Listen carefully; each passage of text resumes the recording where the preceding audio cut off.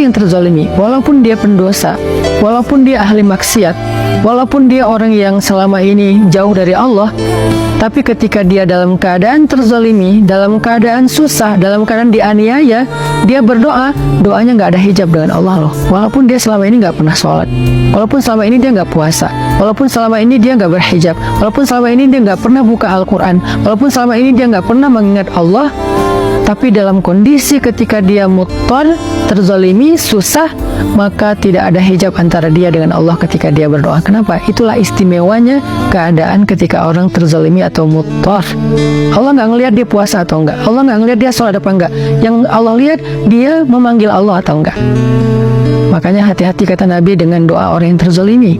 Walaupun orang yang terzalimi ini ahli maksiat, kalau dia terzalimi lalu dia berdoa kepada Allah, doanya nggak ada hijab. Sehingga Allah berfirman, amma yujibul muttar, siapa yang menjawab orang-orang yang sedang susah ketika dia memanggil Allah, idza da'ah wa yakshifus su', lalu Allah menghilangkan kesusahan darinya, bahkan Allah menjadikannya sebagai pemimpin. Artinya Allah berikan kepada dia kemuliaan, kekuasaan, dan segala kebaikan-kebaikan dalam hidup. Siapa? Allah.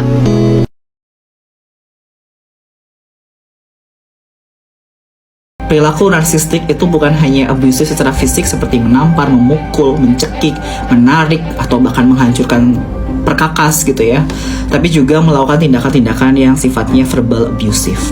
Ya, jadi proses abusive dari seorang narsistik setelah love bombingnya selesai itu memang sangat menyeramkan, dan kamu bisa jadi terjebak dalam situasi tersebut, atau ya biasanya orang umum bilang sifatnya toksik gitu ya.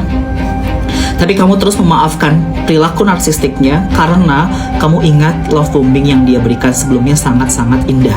Kebaikan yang dia berikan begitu banyak, segala love language yang dia berikan kepada kamu, membuat kamu merasa akhirnya perilaku abusive-nya mereka adalah salah kamu.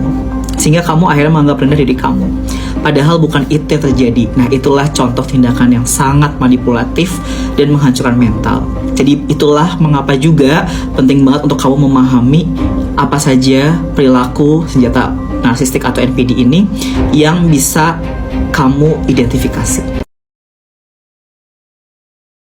Seorang NPD itu hobinya ngancam, dikit-dikit ngancam.